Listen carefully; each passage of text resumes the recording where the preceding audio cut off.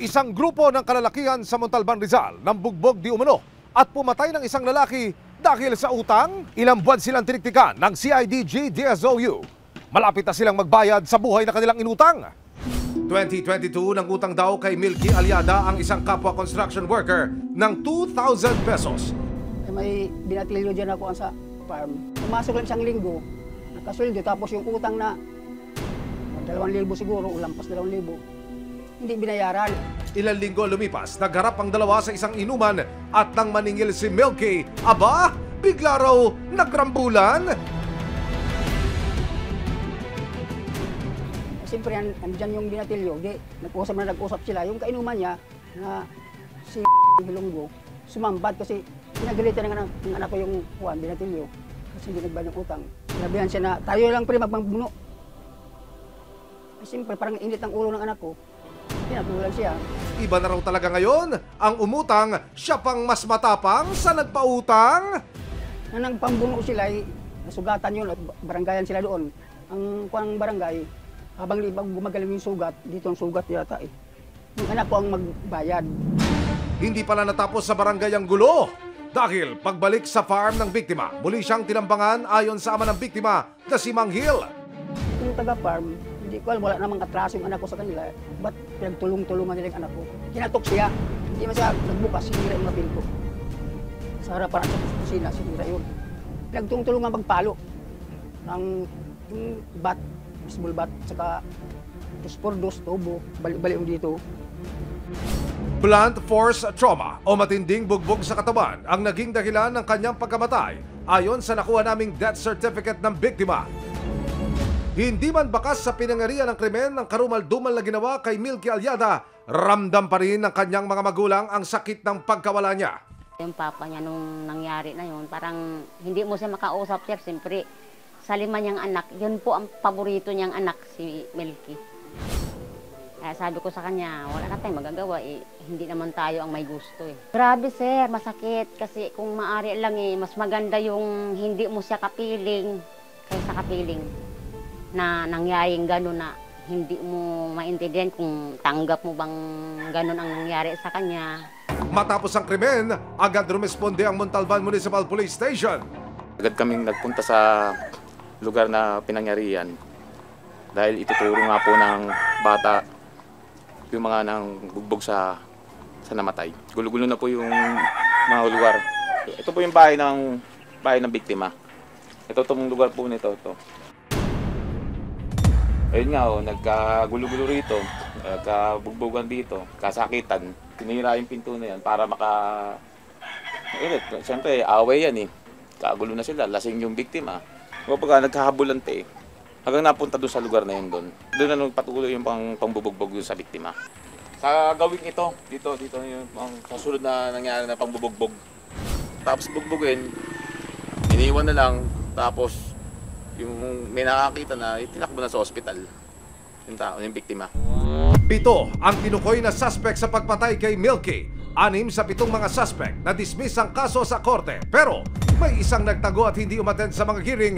Kinilala siyang si Marvin Cabiroy. 2022, inilabas ang warrant of arrest laban sa kanya. Actually, listed as top most wanted person ng Region 4A. Kaya't nito lang November 3, 2023, nagkasa ng isang operasyon ng Philippine National Police Criminal Investigation and Detection Group, Detection and Special Operations Unit of PNP CIDG DSOU. Dito daw tayo, dito. Dito tayo. Ito ang biktima na si Milky Aliada. Makikita sa larawang ito kung gaano kalala ang bugbog na kanyang tinamo nang siya'y pagtulungan ng ilang kalalakihan sa kanilang barangay sa San Isidro, Montalban, Rizal. Ayon sa report ng kapulisan, nangyari ang krimen na ito sa isang inuman matapos na ang biktima'y singilin ang utang sa kanya ng kanyang kainuman. Nang magkainitan, dito na nga nagkaroon ng bugbugan sa pagitan ng biktima at ng ilang kalalakihan. Pinalo sa iba't ibang parte ng katawan si Milky Aliada ng matitigas na bagay na naging resulta sa pagkamatay ng biktima. 6 sa 7 suspect ang na-dismiss ang kaso pero ang isa nakapagtago. Kinilala siyang si Marvin Cabiroy, 41 years old. Ang suspect, itinuturing na isa sa top most wanted ng Calabarzon. Ang warrant ay nung 2022 pa yan. So, base dun sa research namin, may kasong murder yung ating accused. Actually, listed as top most wanted person ng Region 4A. Napag-alaman na ang suspect nagpalit pala ng pangalan sa social media. Kuya, di ka makalulusot! Medyo matagal-tagal yung research namin dyan eh. Nag-explore din kami sa social media. May nakita kaming account doon na siya naman yung mukha pero yung pangalan ay iba. May katulong kami dyan na na-develop na isang confidential informant. Siya yung ginamit namin para mapuntahan yung mga pinagtatrabahuan at saka yung resident mismo ng ating accused. Hanggang sa makatanggap ng tip ang CIDJ DSOU na ang suspect nagtatago sa isang farm sa Rizal. Ito ang ating target. Si Marvin Cabiroy. Meron siyang warrant of murder. Nagkatago siya sa Muntalban Rizal. Dito na ninirahan ang subject natin. Kasi may farm din dito. Tapos may mga manukan, babuyan. Diyan nagtatago yung sir. Kasama niya ang pamilya niya, kasama niya ang anak niya.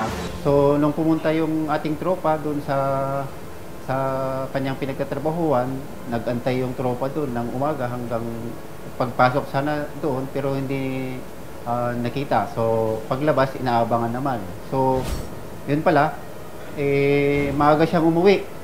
So, ang ginawa ng tropa, kinabukasan, bumalik, pero doon sa bahay na minanmanan. Wala nang inaksaya pang oras ang mga operatiba. Ang plano, magpapanggap na may hihiramin lang na gamit ang operatiba. Hindi ka pwedeng sumadya. Pwede naman siguro, katokin yun. Kunyari may hiramin lang ako na gamit. Nang makarating sa target area nito lang November 3, 2023, inikot ng mga pulis ang lugar at hindi nga sila nagkamali. Huli ka, Marvin! Oras na para magbayad. Caught on cam si Kuya, sitting pretty sa duyan at pasway-sway pa. Marvin!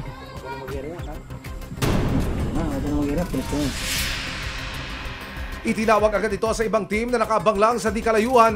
Positive na. Pasok na kami. Pero sa kalagitnaan ng pag-aresto, aba ang asawa, umeksena. Sa kaso po kasi kasama siya doon sa set sa ani. Yung sabi ni attorney po, pag inano daw po siya, tawagan lang daw siya. Yung attorney nila. Hintay-hintay lang daw po si kasi papunta para daw po matawagan Hindi na. yung Ba't kami abogado. maghintay? Hindi kami maghintay. Kayo maghintay doon sa amin sa krame. Nabasahan niya na yan? Umemi ka muna. Marvin Cabiroy, ikay recorded ng video ha. Rinig ka. Republic of the Philippines Regional Trial Court, 4th Judicial Region, Branch 75, San Mateo, Rizal. Criminal case number 29461-22. May kasong martyr. May date na September 28, 2023. San Mateo, Rizal. Ngayon, karapatan mo manahimik o magsawalang kibo. Ano man ang iyong sasabihin ay maaaring gamitin pabor o laban sa iyo sa anumang hukuman dito sa Pilipinas o korte. Ikaw ay may karapatan na gumawa ng sarili mong abogado na iyong napili. Unawaan mo iyong karapatan. Agad na dinala ang suspect sa opisina ng CIDG DSOU.